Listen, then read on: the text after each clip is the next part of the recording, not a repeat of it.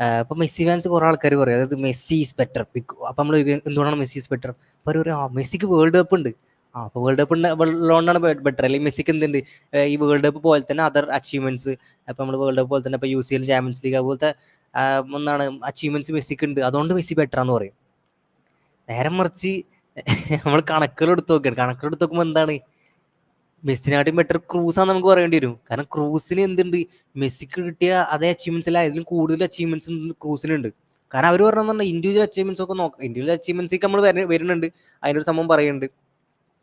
പക്ഷെ നേരെ മറിച്ച് നമ്മളിപ്പോൾ ഓൾറെഡി നമ്മൾ ഡീബങ്ക് ചെയ്താണ് ഇൻഡിവിജ്വൽ അച്ചീവ്മെന്റ്സ്. ഇപ്പോൾ മെസ്സിയുടെ ബാലൻഡിയർ കണക്കാണെങ്കിലും 2010 ഇനിയസ്റ്റക്ക് കിട്ടുന്ന ബാലൻഡിയർ മെസ്സി എടുത്തതും, അത് കഴിഞ്ഞിട്ട് നമ്മൾ കണക്ക് പറഞ്ഞാൽ അങ്ങനെ പോയിക്കൊണ്ടിരിക്കും. 2010 കഴിഞ്ഞിട്ട് 2015 നെയ്മറിന് കിട്ടേണ്ട എടുത്ത്, അത് കഴിഞ്ഞിട്ട് 2019 വാൻഡൈക്കിന് കിട്ടേണ്ട മെസ്സിക്ക് കിട്ടി. അതേപോലെ 2021 ലെവൻഡോസ്ക്ക് കിട്ടേണ്ട മെസ്സിക്ക് കിട്ടി. 2023 ഹാളൻഡിന് കിട്ടിയ മെസ്സിക്ക് കിട്ടി. ഇങ്ങനെ എടുത്തെടുത്ത് പോയി കഴിഞ്ഞാൽ മെസ്സിക്ക് പിന്നെ അവസാനം അവശേഷിക്കണമെന്ന് പറഞ്ഞാൽ 3-4 ബാലൻഡിയറുകളാണ്. അതിനായിട്ടും കൂടുതൽ ബാലൻഡിയറുകൾ ആൾക്കുണ്ട്, റൊണാൾഡോക്ക് ഉണ്ട്. അപ്പോൾ ഒരു റിബറിക്ക് കിട്ടിയ ആ റിബറുടെ വാല്യൂറുകളുടെ കുറച്ചോ, അതുകൊണ്ട് 2013 റിബറുടെ വാല്യൂ നമുക്ക് കുറക്കാം. എങ്ങനെ കുറച്ചാലും കൂട്ടിയാലും എന്താണ്, റൊണാൾഡോ തന്നെയാണ് മുന്നിൽ നിൽക്കുന്നത്. അപ്പോൾ ഇൻഡിവിജ്വൽ ട്രോഫീസ് അവിടെ മാറ്റി വെക്കാം. പിന്നെ ഉള്ളത് എന്താണ്, പിന്നെ നാഷണൽ ട്രോഫീസ് ആണ്. അപ്പോൾ നിങ്ങൾ പറയുന്നത് നാഷണൽ ട്രോഫീസ് ഉള്ളതുകൊണ്ടാണ്, അല്ലെങ്കിൽ നാഷണൽ ട്രോഫീസിൻ്റെ ഉള്ളതിൻ്റെ കാരണം കൊണ്ടാണ് എന്ത് മെസ്സിസ് ബെറ്റർ എന്ന് പറയുന്നത്.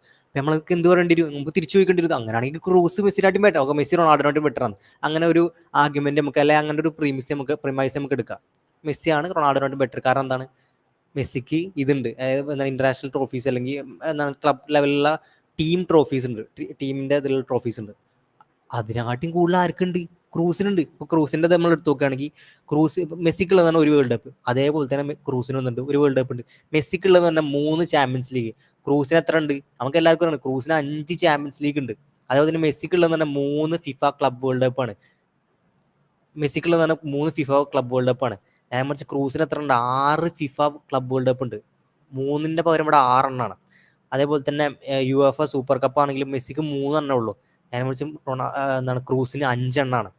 അപ്പം ഞാൻ അവിടെ പറയാം, ഇപ്പം നമ്മൾ അപ്പം നിങ്ങൾ തിരിച്ചു ചോദിക്കുന്നത് ഈ അങ്ങനെയാണെങ്കിൽ ക്രൂസ് റൊണാൾഡോനായിട്ട് ബെറ്റർ ആണോ? ഇത് ഞങ്ങളെ ആർഗ്യുമെന്റ് അല്ല, നിങ്ങളെ സ്വന്തം ആർഗ്യുമെന്റ് ആണ്. ഞങ്ങളെ ആർഗ്യുമെന്റ് ഒരിക്കലും നാഷണൽ ടീമിന്റെ റെക്കോർഡ് വെച്ചിട്ട് നോക്കിയിട്ടല്ല ഞങ്ങൾ കണക്കാക്കുന്നത്.